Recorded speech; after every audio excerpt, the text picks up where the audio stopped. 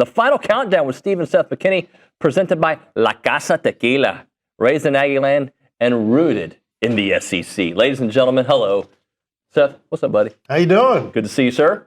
Some of us are prepared and ready to do this radio show. And some of us aren't. And Steve, hello, sir. Howdy. Howdy. And, hey, so, gentlemen. He's got his new cowboy shirt on. Yeah, I got my throwback ready, baby. What else we've got? That's right. This is courtesy of Luann, Miss McKinney. Luann McKinney. So sweet. Yeah, I thought it was you. I was like, wow, Steve, that's really nice. I think it wasn't. But You should have known better. But no, it's the same. Y'all know my mom would do the same thing. She bought about 20 of them yesterday, apparently. All right, we'll put this on in a second around. when I can do it without being on. How about Seth's shirt? Let's talk about I think that. it's quality. Yeah. I bought one of those. It's a rowback, right? See? I don't know what it is. See, Billy, But I'll tell you what, minority. Billy wants like no part of it because he wants no part of fun. I like Rowback. NFL, It's a no fun fun, shirt. I Liucci. didn't say I bought it. My wife actually vetoed it. that Like, shirt. no, you're not wearing that. Yeah. Okay. You know why? Why? Is Tiffany sense of style? Oh, sorry. Listen, I have a lot of Rowback. But it's loud. They're little footballs. It's a lot, dude. It's loud. What's going on? Like Kyle Field? It's a lot, Seth. It's It's good. I'm gonna tell you what. It's distracting. Good. It's Good. distracting. I hope it distracts you big time. Once you go 1-5 again, I hope it distracts Is that what you. happened to me this week? Did I go 1-5? You sure did. did. You were a Damn. disaster. Yeah. Did I lose? Oh yeah, Jamie McCoy's in front. Yeah. He's 5-1. destroying people. Yes, it's not fun. Okay. Threw a bomb on You know us. what? Jamie just gets to sit up there outside of Waco and just kind of sit back and just Really study study up his picks. Yeah. So, let's If do it. anyone's gonna beat me, I'd prefer It's okay, to Jamie yeah. over this group because he's the nicest person That is true. maybe that's ever come through these studios. Wow. That's a big sentiment. No offense. Logan, I'm not nice. Logan Lee? Hell no. Okay, just making sure. All right, vibe check. How are we feeling about the 5-0 start? How is it believable to you like that this can be continued? Vibe check is real. My vibes are top notch right now. I'm very excited, man. The way we played and finished that game against Mississippi State, and just completely shut their offense down the whole game, basically, right? But our offense, it wasn't clicking in the first half, but it came alive in the second half, and we did our job.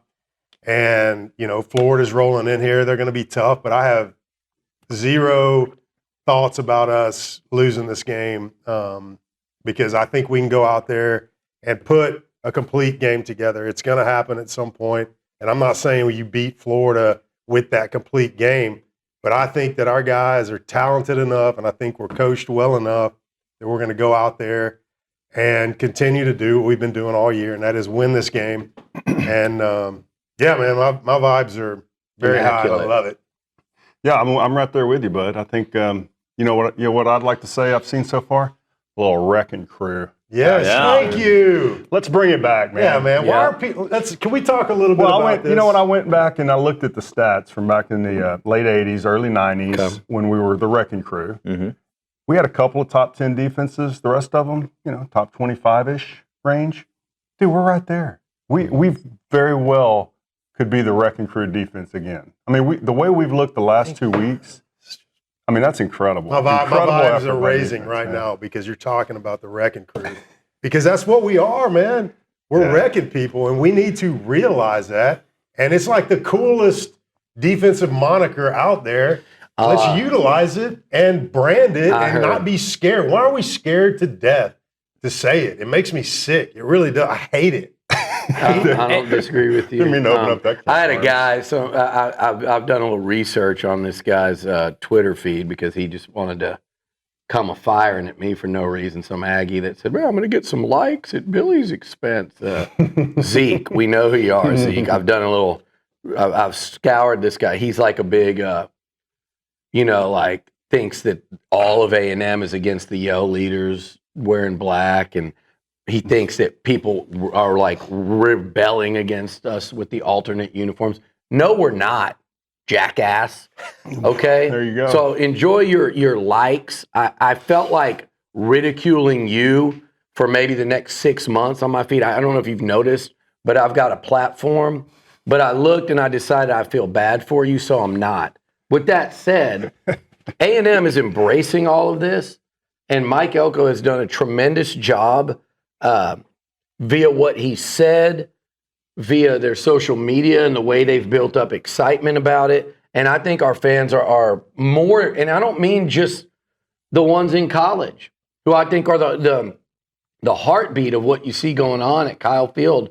So yeah, they're first and foremost to get them involved, but also the older people. If you start disrespecting the people that aren't under 30 in your fan base, then you're more of a dumbass than you come off on Twitter, because it takes all of it. It takes 30,000 students on Saturday, like Mississippi State learned, like Auburn learned, like hopefully Florida's going to learn, and it takes everyone else there too to round out 108,000. Not to mention, my friend, most of the people funding all this crap, it was very hard for me to say crap right there, not the other word. Most of the people, almost 99% of it, is coming from the people that you're worried about whether they care about an alternate uniform or what color outfit the Yell leaders wear, which, by the way, they don't anymore. And that's a credit to everyone else. So, yeah, if you want to start calling it the Wrecking Crew, then it should. I heard Louis talking the other day, and he's just bringing up conversation. He's asking if they should come up with a new nickname for the defense. What the hell are you talking about? Why? That is the name. It's one of, like you said, it's one of the coolest. Yes. Nebraska hadn't played great defense since and what are they? Tom Osborne was there. They're the black shirts. Right. They're always going to be. They're the black shirts. A&M is the Wrecking Crew. And it's up to the Aggie football teams to start playing up to that standard. Now, what Louis was saying is what I've said all along, and I agree with it. You can't shut teams down and out like RC could and like Jackie. But here's a newsflash, too. Both of those guys would figure out how to field elite defenses now, too. Right. It's just that at that time, you could just man up Mickens and Glenn and Smith and Frazier and whoever else and take away a passing game and go all after the quarterback. You got to be selective in how you do that now. Mm-hmm. No one's better than Mike Elko at that. And, yeah, Wrecking Crew, like the numbers that a defense puts out now are different because offenses have evolved. But great defense is great defense, and Texas A&M, like you guys said, has played like best defense in the nation type stuff the last 2 weeks. And everyone talks about OU. It might take a few weeks to catch up because of what Notre Dame, they moved up and down the field. This defense is playing as good as anybody in the country, and guess they're going to need to this weekend. Right. Well. I mean, if you look at what they've done on third down, it's unbelievable. And where that comes from is what they do on first and second down, and keeping them out of those situations to be able to convert a third down very easily. So this defense has just been playing lights out, and that's what gives you the greatest hope about going into this game against, we'll see what happens, right? We'll talk. I'm sure we'll get into it and delve into all the stuff, but the inconsistency that Lagway's been showing, if we're able to go out there and get the pass rush that we are able to get on most occasions, then it's going to force him to make decisions quickly and, make, mistakes, in which I think he's going to make a lot of personally on Saturday. So, I mean, I'm just tremendously excited about the way our defense has been playing. Overall, why does it feel, because last year at this point, this team was really good, but it didn't feel like a sustainable model because of some of the issues with the big plays and stopping the run. Why does this year feel different? Well, I think to me it feels different because defensively what we're doing in the past, we didn't have that offensively. Mm-hmm. So we're able to play complementary football better now than we have since 2012 probably. Yeah. That's the biggest difference, and that's why this team is going to be special. Mm-hmm. And the difference between this team and the 2012 team is that they didn't drop a game early in the season that they could have won. We won that game.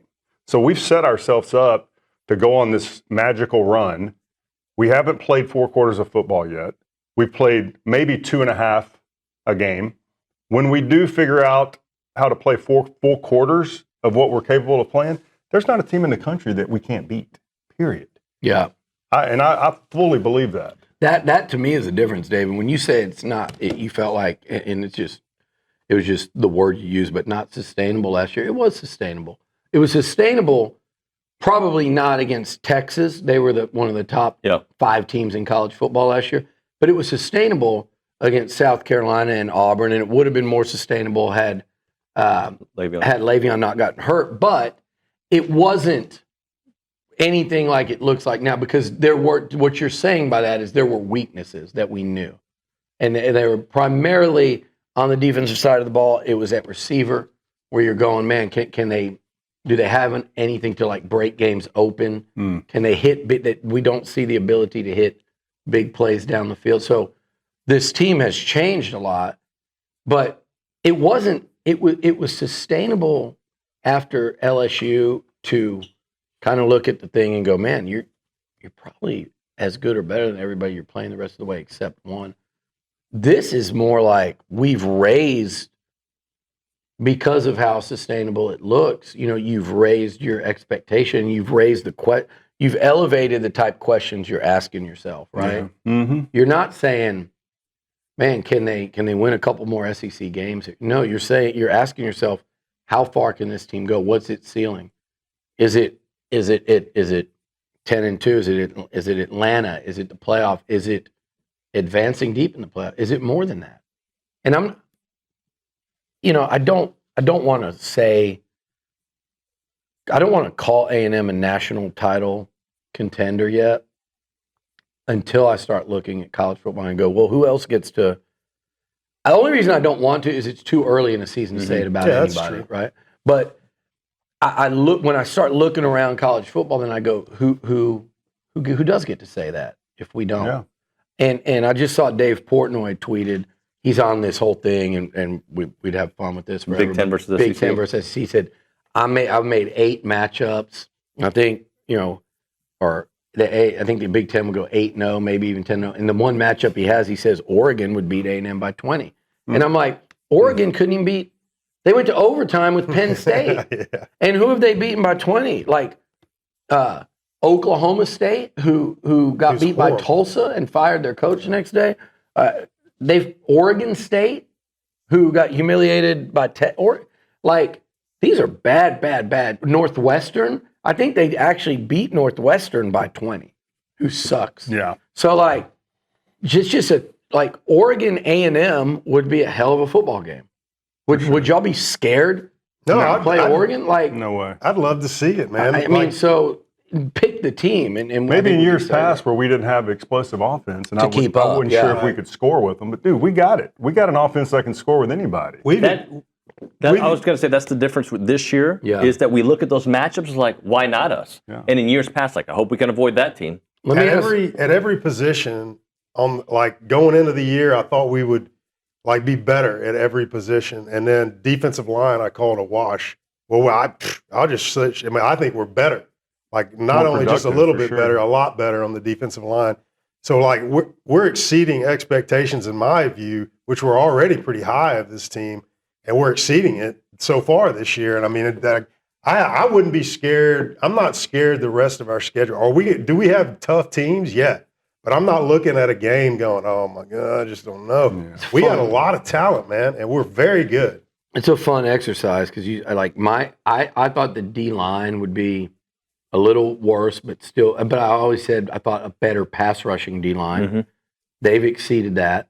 I thought linebacker would be better just because, okay, Torian and Scooby take a step forward playing another year. They've far exceeded, not just with the type games they've had, particularly Torian against Auburn, and then you throw in what Damian Sanford's done, so that one's an arrow pointing way up. And I thought the corners were going to be significantly improved, particularly Des Ricks, and I think he's been even better than I thought. So I agree. I was trying to think there was a fun little exercise I thought of, and now it's gone, Nuno, because... Did I move papers? Yeah. Distracted. There's actually literally a fly flying around that is distracting. There he is. Get it. Well, this angle's not going to work. No, that was so slow. Well, it was a bad... I told you it was a bad angle. All right, guys. Are the Gators real, after what they did to Texas, or is Texas just not very good and the Gators took advantage of that? I think it's a little bit of both, man. I think the Gators are real, and I think Texas is not. Obviously, we know that at this point in time that they're not like everyone thought they were. But I think Florida's. I'm going to go off of what the man himself said, what Elko said. It was the most talented team we see. I don't know if that's true versus Notre Dame or not, but I'll give them that. Every other team for sure. I mean, they've got a lot of talent over there, and they can put it together. So hopefully this week, and I'm sure they have when they were going over film and afterwards, they're like, these guys are good.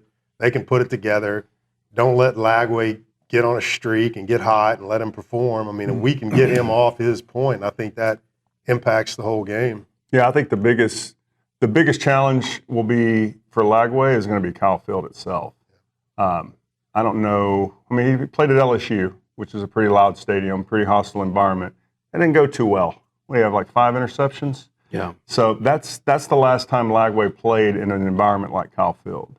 Do I expect him to come in and throw 5 picks? Probably not. An hour away from home. I expect him to, come in with a good mindset, trying to make a statement. This is a big opportunity for him to, set his career in a different trajectory. But Kyle Field is known to rattle a few quarterbacks and a few teams. So I'm expecting it to be a tough environment for them. They do have some good receivers. Dallas Wilson, really popped off last week coming back, true freshman, but, super talented. I think our cornerbacks are a lot better than what Texas had over him. I think. And now there's film, right? Yeah, and there's film. I think Texas had their backup cornerback guarding him, and he went off for like 120 yards, but, that ain't happening in Kyle Field, right? No. Riggs, Willie, they're not going to let that happen in Kyle Field.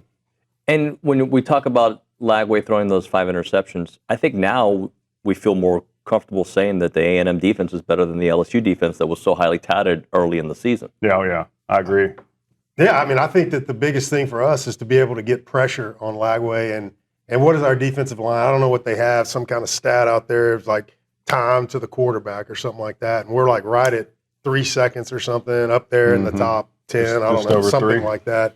But that's what it's going to take. They have a good offensive line, but it's going to take, it looked like they were a little dinged up on the offensive line too. So hopefully we can take advantage of that. Yeah. But I mean, the key to this game is to really make the impact that we need is to get Lagway where he's not having success out there. I mean, they've got a decent running game, and I know their offensive line can get there. But Lagway is the key. Yeah. Getting him off his game is. Well, no quarterback has had success at Kyle Field so far. We've given up some rushing yards early in the season, but there's not been a quarterback that's had a lot of success this year at Kyle Field. Well, and in Lagway, I was talking to an insider this week who's like, he actually played better with his hamstring strain, whatever it is, because it forced him to throw from the pocket. Can't take off. Mm-hmm. Yeah. Forced to go through the reads. Yeah, and go through the reads. So, but he didn't have Cassius Howell going after him. That's true. Or Mike Elko. And that to me is where, and by the way, I do like this. I like it too. I'm a little jealous. That to me is where you're going to have the toughest time if you're Lagway is when if A&M can win first down and continue to stop running games. And I don't think they didn't stuff. I looked at what Mississippi State did. Really, they ran, those 2 running backs ran for about 120 between them. So it wasn't like a shutdown night, but like 60 of those rushing yards came on that one drive. Right. Mm-hmm. And the whole rest of the game, they combined for like 60 rushing from the running back. That's before you take away the sacks. As a team, I think they had 77 this week, but the backs gained 120. Half of it came on one drive. And there was obviously a very quick adjustment, or maybe it was just missed tackles there, whatever it was. I don't think it was. There were some pretty big holes. But after that, it was nothing.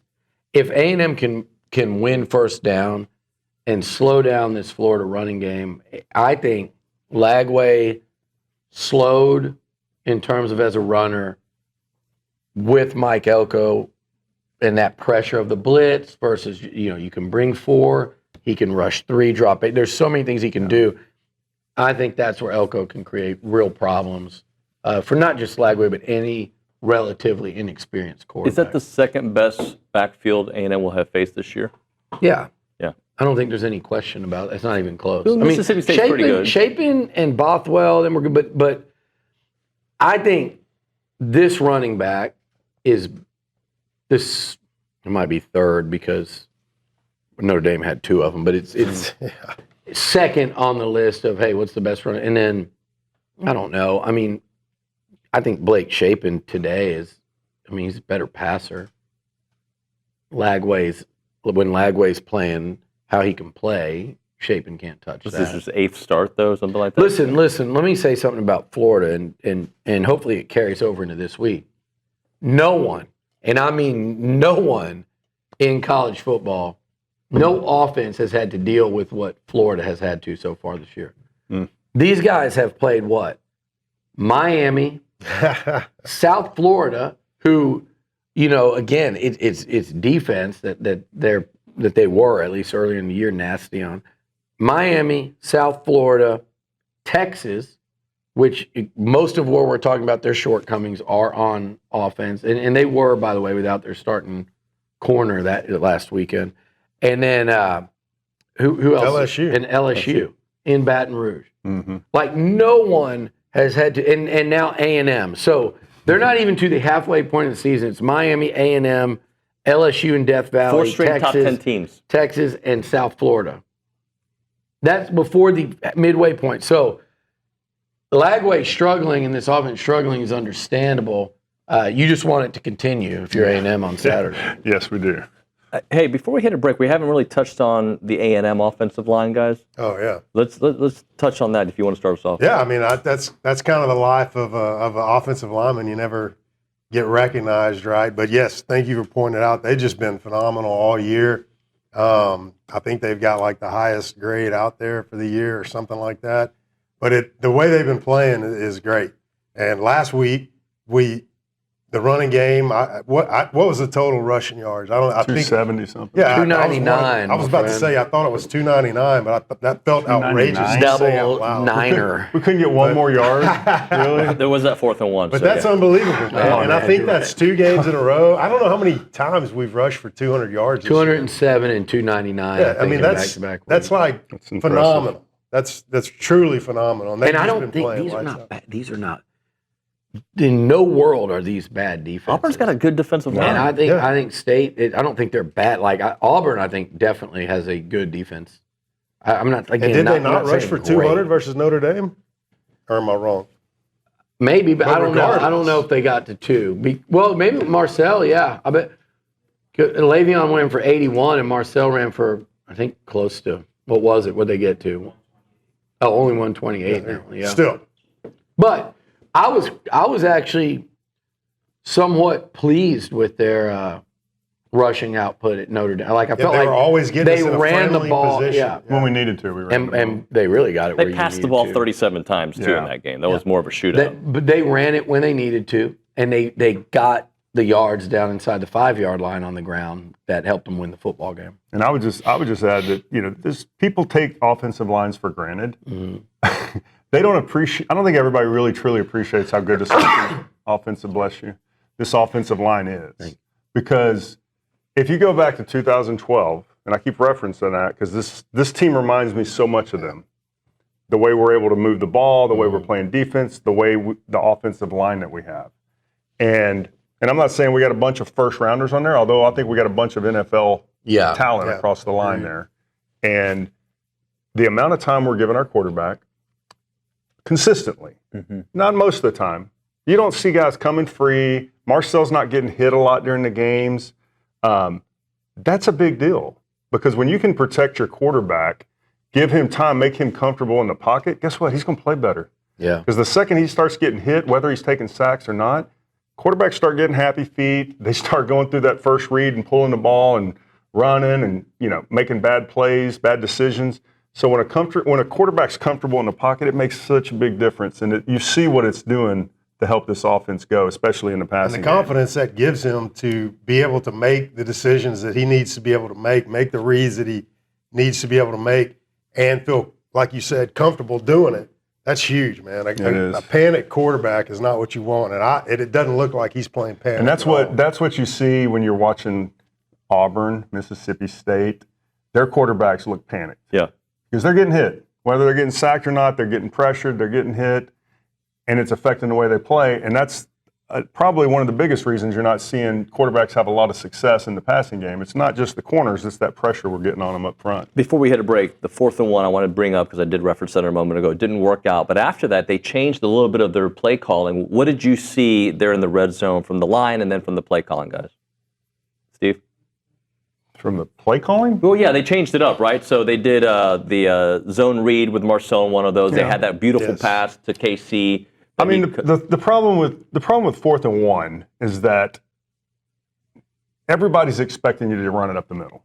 So I mean, if teams are going to cue on that and that's what you do, it's going to be a challenge, no matter how good you are up front. So I mean, I think sometimes you got to be creative. You got to throw defenses off. You got to play against your routine plays so that there's something else for them to think about. I think Marcel is talented and as athletic as he is. I have no problem. Anytime you want to give him, options, I think it's probably going to be a successful play. But you do have to be able to get that 1 yard. Even if they do know you're coming up the middle, even if they do know you're running it, we should still expect to get that. Agreed, and I think that it goes back to NFL and all that stuff, the tush push or whatever. The best play for short yardage, and in my opinion, and I'll never be convinced otherwise, is the quarterback sneak. And hopefully we can get that dialed in at some point in time to be able to get a yard. Guys, it's time for the Freak of the Week. It's the Freak of the Week. So good this week. That was really good. We've gotten over the how lame that is. We've just embraced the lameness. Can I take my Nelly sticker off yet? Because No. Saint Lunatic? You got to leave it on the whole show now. No, I'm gonna take it off. I wore it just. Leave it on. I want people on Twitter to make fun of you. Okay, I'll leave it. What's he doing? What? 50 years old. Thinks he's so cool. Talk football! Okay, Sorry. let's talk football. So Freak who's of the the Freak week. of the Week? Steve, start us off. Oh, my gosh. You would have to go to me first, wouldn't you? Give me 1 second. My brain is processing. What does this team need against Florida this week? You know what? Give me Des Ricks. Okay. Give me Des Ricks. Okay. Dallas Wilson just went off last week. Yes.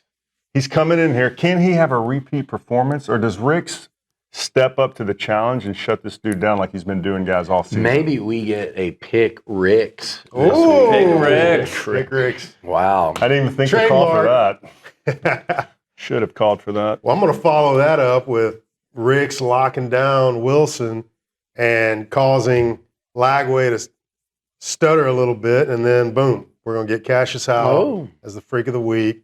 He's going to wreak havoc like he's been You think doing. he's adding to that sack total? Let's do it. I know he's like one behind the leader from, I don't know where this guy's at, Ball State or something. But I think he's going to take the lead this week and come out as the nation's leader in sacks. What's interesting is, has anyone ever, and I brought this up the other day, but has anyone ever led 2 conferences in sacks?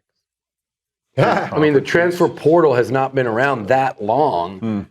He led the MAC back when he was at Bowling Green one year. I think he had 10.5 maybe or 9.5. Led the MAC, and he leads the SEC now. There's a lot of football to play, but certainly looks like a guy that is going to contend for that. So I don't know if that's ever happened, but he's getting a lot of notoriety, and rightfully so, and something that we predicted, we saw coming. We saw it first. I think my Freak of the Week this week is going to be, I'm going to go back to a Mario Craver. Okay. It was Concepcion. I keep saying, let these guys just alternate weeks. I'm going to go Mario Craver with his biggest game since Notre Dame. I'm going to go Torian York. Nice. Okay. I like that one. Torian had a good game against Florida last year. I think Torian has been consistently good. What do you have, 10 tackles last week? We didn't even talk about him very much. I think it's going to be Torian for this one. How about an interception from Dalton Brooks, too?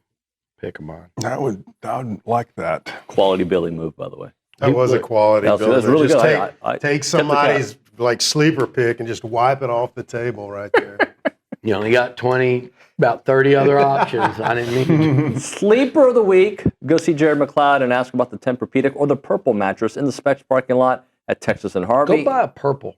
I don't want to say that. I don't want to do that to Jared. Maybe he's, but I'm interested to hear about the purple. I'm interested to hear people what they think of the purple mattress.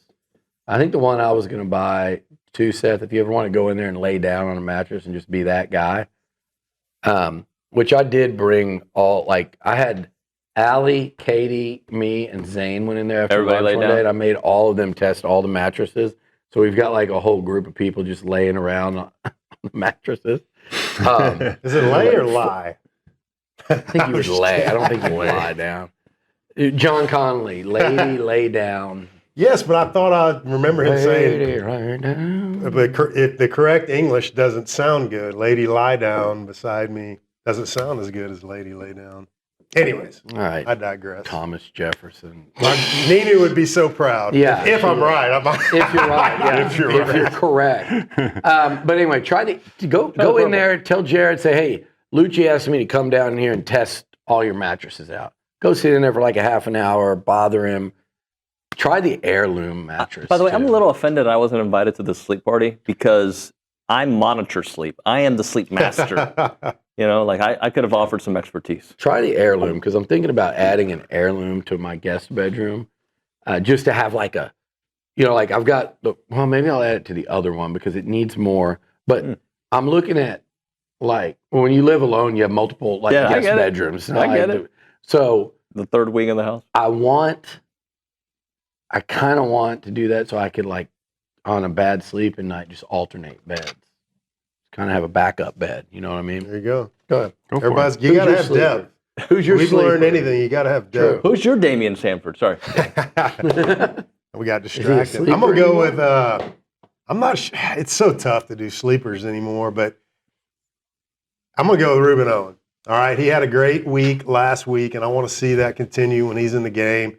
To be able to bust those runs like he'd show, like I don't think he had a game. Well, obviously he hadn't had a game like that in his career, but to be able to break Not here. run, I know that, but to be able to break runs and get those long runs like he had, it was almost effortless. And I know that takes the offensive line, but he made some great plays, and I want to see that continue.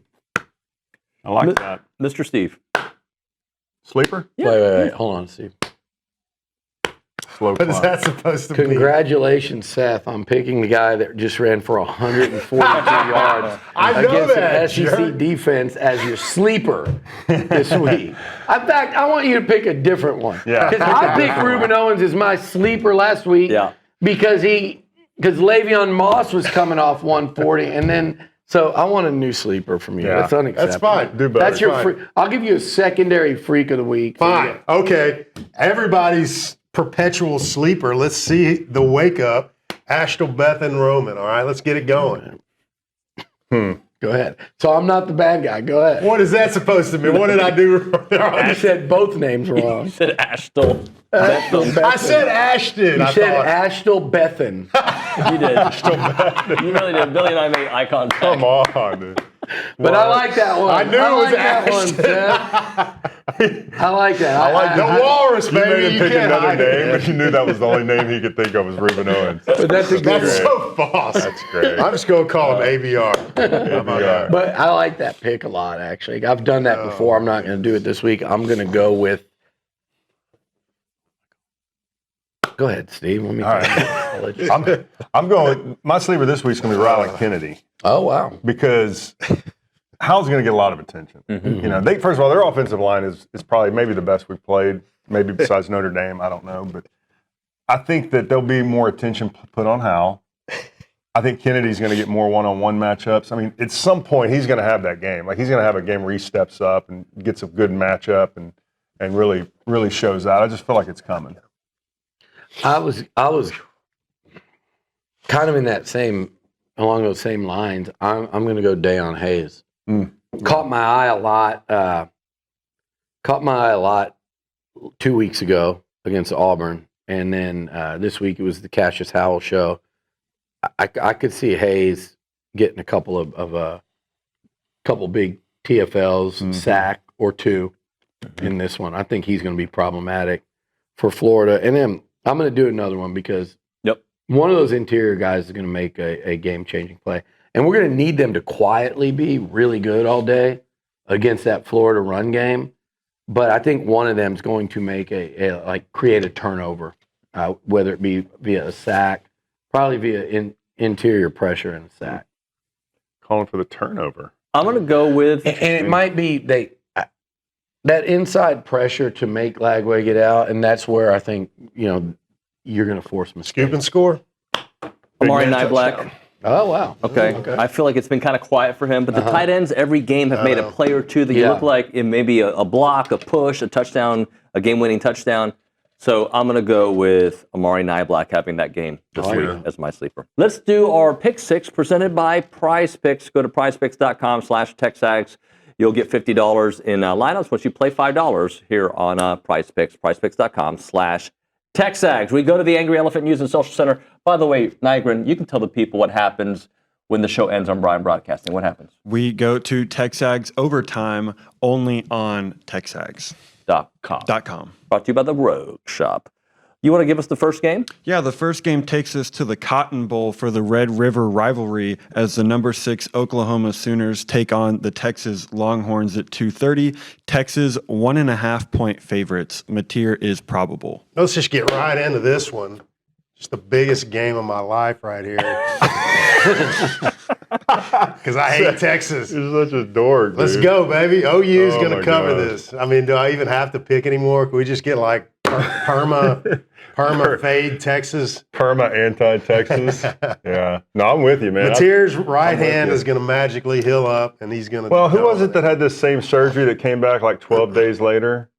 I forget, but there was somebody in the NFL. There was a quarterback that had the same surgery, came back, played 12 days later. He's had 17 on Saturday. So I think Mateer is going to be good enough to win against Texas. I think they owe Texas a big one after getting beat by them last year.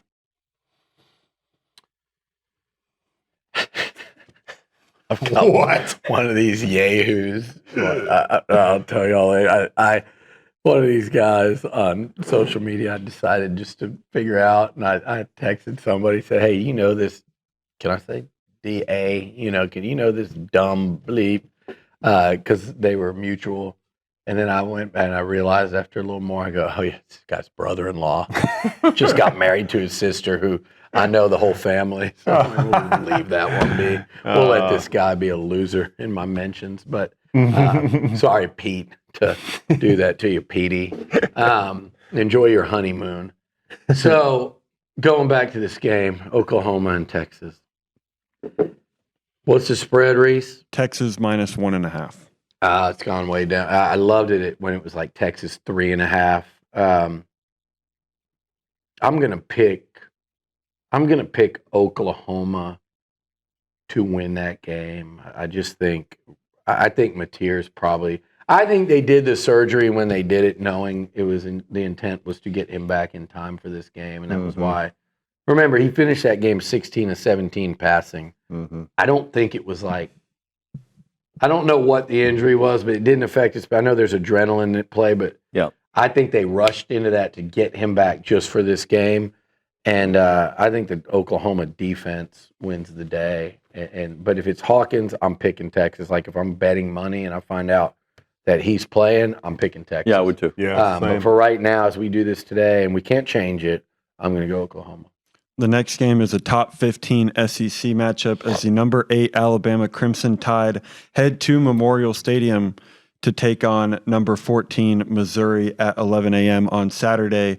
Alabama, it says 3-point favorites. I don't know if 3 it's flat. Yeah, just 3 flat. I'm picking Alabama on this one. Yeah, I think I'm going to go. Time out.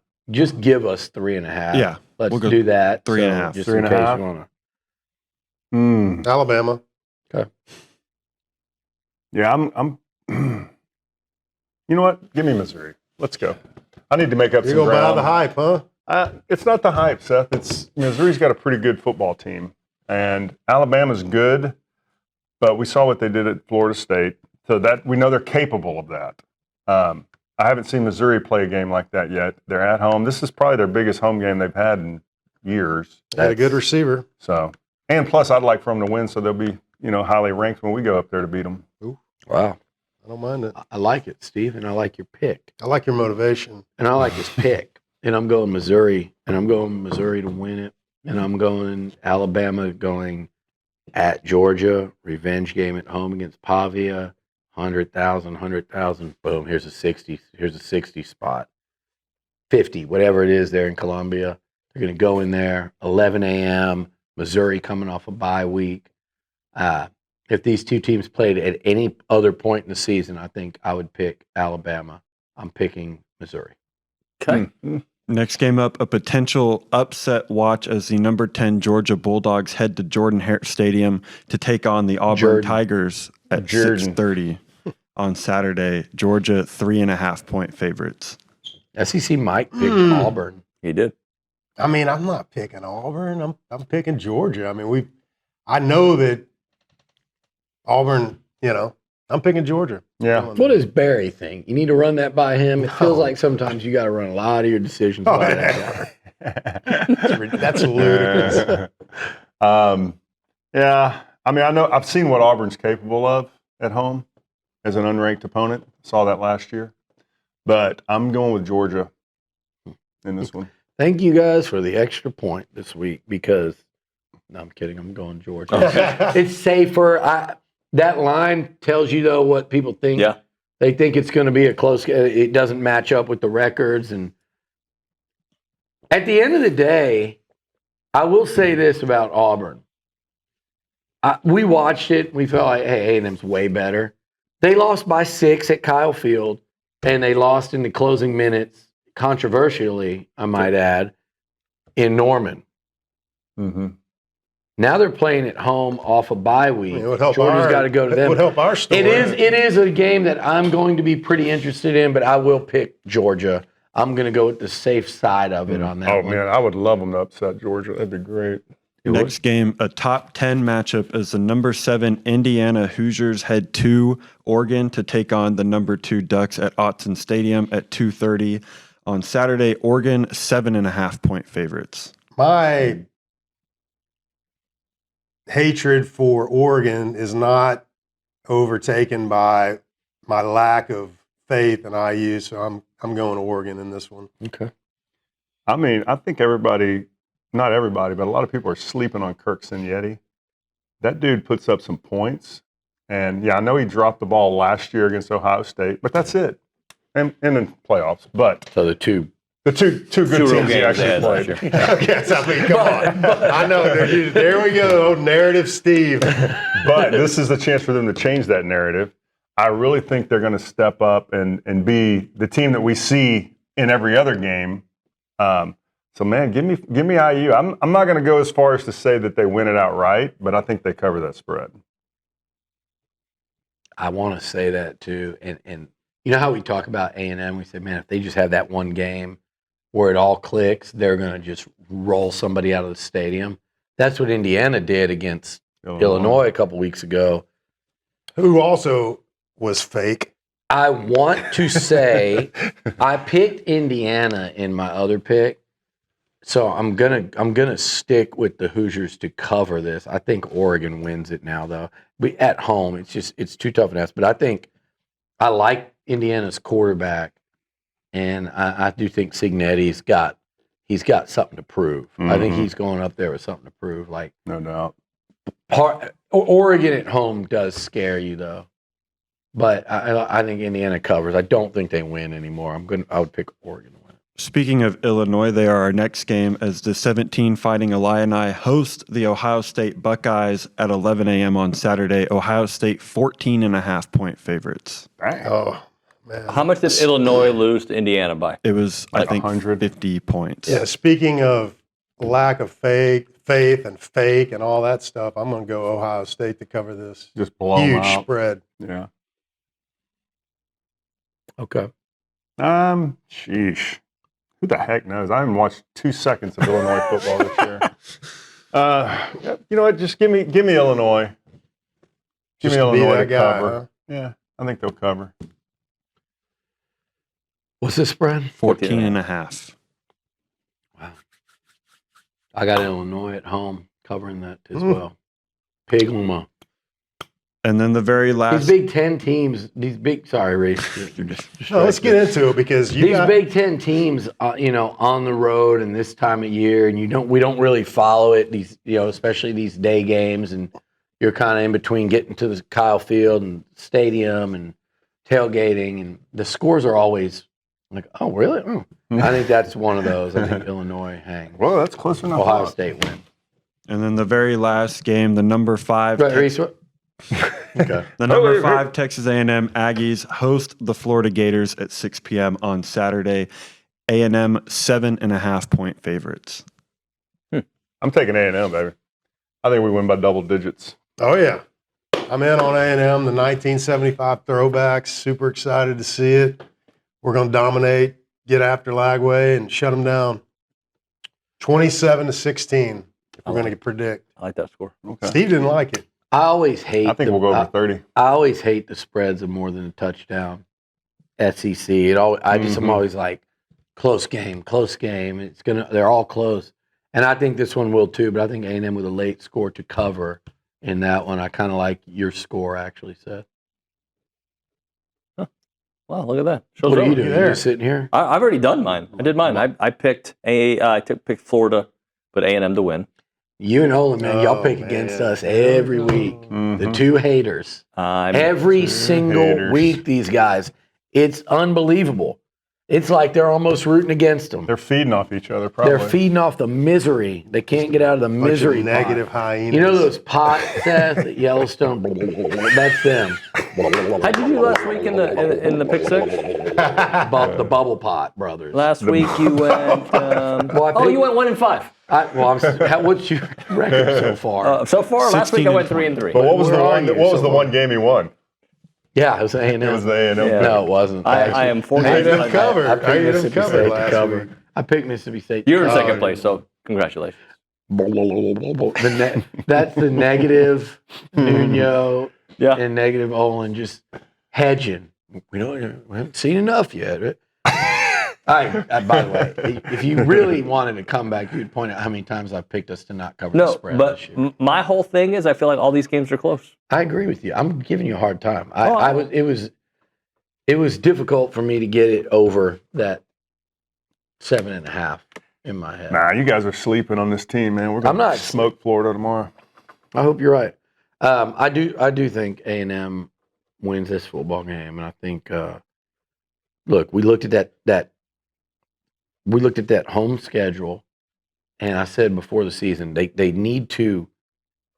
I thought they needed to go at least 3-1 at home, but really defend home field, and it looked really tough. I thought Auburn was going to be vastly improved. I thought Florida was going to be a vastly improved team, and South Carolina wasn't as high as people were, Nowhere near. but they don't look as good. Like, take advantage of this opportunity. Mm-hmm. Florida scares you. They do, and they should, but they're a 3-loss team coming in. You need to put a dagger in them in their season, just like you did to Auburn. Mississippi State came in here confident, very confident, and you smacked them. You need to keep doing this, and the Aggies, I think, with what we're wanting, what I think they're playing for now, you need to defend home field. I think they'll do that. So we're going undefeated at home. Period. They need to defend home field. And then, Book it. And here's the deal: we said before the season they had to win one of those 3 On the at road. night. Mm-hmm. But that was to, in my opinion, to get to 9. 9-3. Yeah. It's like, man, 9's tough because you got to win one of the Notre Dame, LSU, or Texas, beat a top 10 team on the road at night, and then you can only lose one more to get to 9-3. They've changed the way we're wired to think now. So it's like you've already gotten one, so go get another. And 3-1 at home would have been good. Now gun for 4-0. And don't you guys agree that while Missouri seems to be better, going to Baton Rouge always is a scary task. Not as daunting as I thought 2 months ago. Going to Austin, not as scary as I thought 2 months ago. I mean, LSU's always scary. Yeah. I mean, come on. Let me ask y'all this. Who do you think wins this weekend? Let's ask Reese Nygren. Who wins this weekend in Death Valley, Baton Rouge? Because if South Carolina somehow beats LSU, what are the people over there in Red Stick thinking about Brian man. Kelly? That is going to be a meltdown if LSU coming off a bye week gets beat at home by Are they going to Southern drop them South out of the top 25 if this Yeah, they will. hypothetical Oh, yeah, happens? for sure. I'm not worried about. I'm worried about. Are they going to what is Brian Kelly feeling at that point? Because LSU still got to play.